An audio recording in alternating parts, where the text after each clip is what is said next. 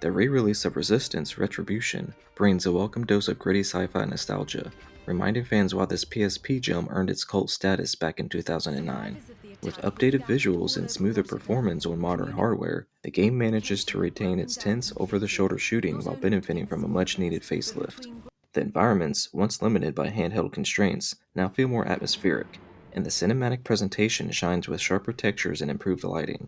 The reworked controls also make aiming and movement far more intuitive, fixing one of the original's biggest limitations.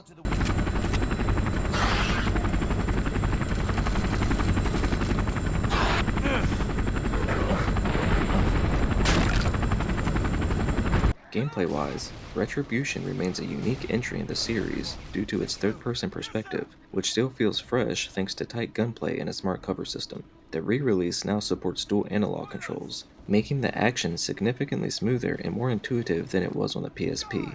Missions are paced well, with a mix of all-out firefights, tense sneaking sections, and the occasional boss battle that adds variety. New quality life features like being able to rewind and rebindable controls help modernize the experience without stripping it of its handheld roots.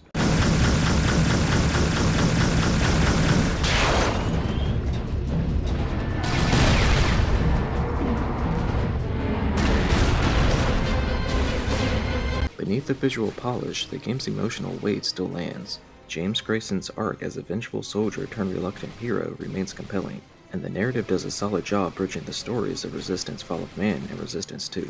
Even more impressive is how well the game handles tone and pacing, switching between large-scale action and more personal grim moments.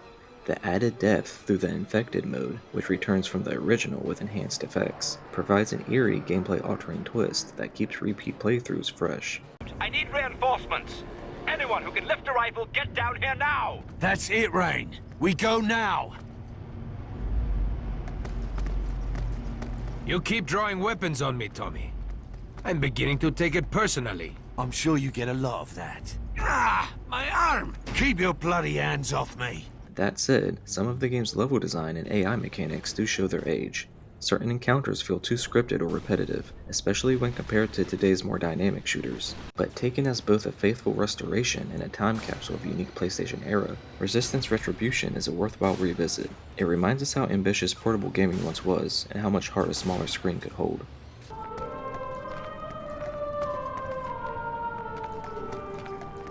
I give Resistance Retribution an 8 out of 10.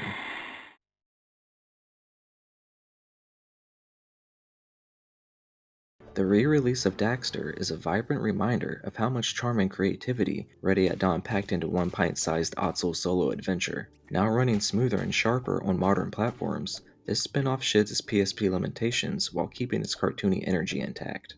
The art style holds up surprisingly well in HD, with the game's exaggerated animations and whimsical world popping more than ever. Daxter's bug-zapping escapade through Haven City feels right at home in 2025, especially with the tighter controls and upgraded camera smoothing out what used to be minor frustrations.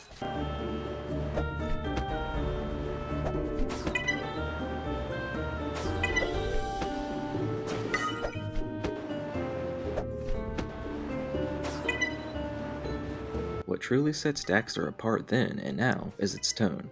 It's unapologetically goofy, packed with slapstick humor and cinematic dream sequences that riff on everything from The Matrix to Braveheart.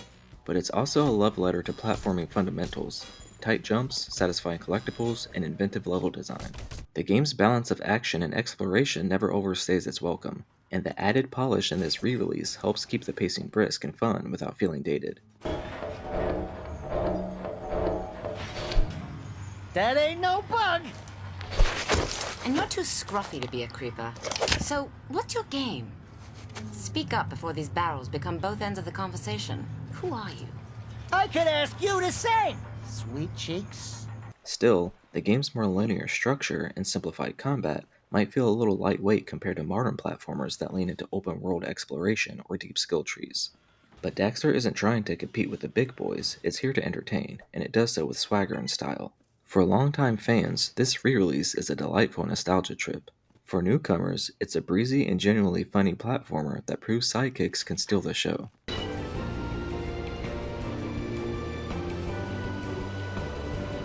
I give Daxter a 6 out of 10.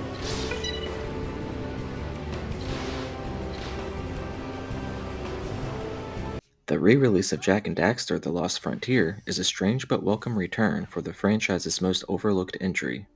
Originally launched during the PSP/PS2 Twilight era, Lost Frontier carried the DNA of Naughty Dog's world while being developed by High Impact Games, and that disconnect still lingers.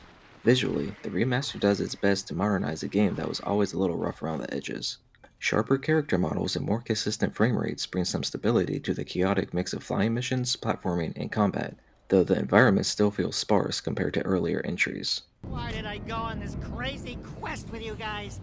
Find Eco, save the world. I wanna go home. Listen, if we can find a new eco source, we may be able to help. Besides, I need to learn more about eco if I'm ever going to become a sage. Relax, Dax. Could be worse. It's worse. Gameplay is where the re-release tries to redeem Lost Frontier's legacy.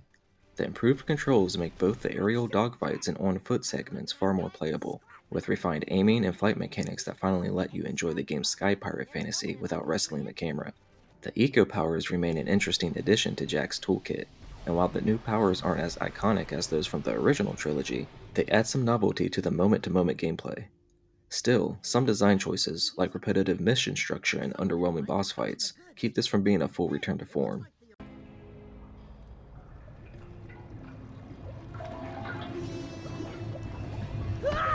Give me nut more.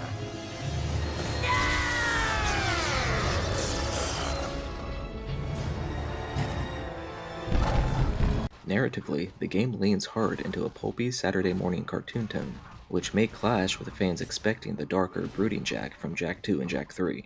But once you settle into its lighter rhythm, there's something oddly charming about its skyfaring weirdness.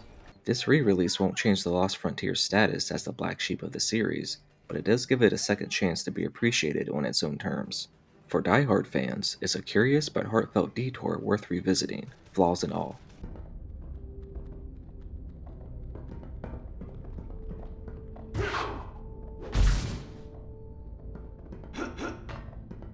I give Jak and Daxter: The Lost Frontier a 7 out of 10.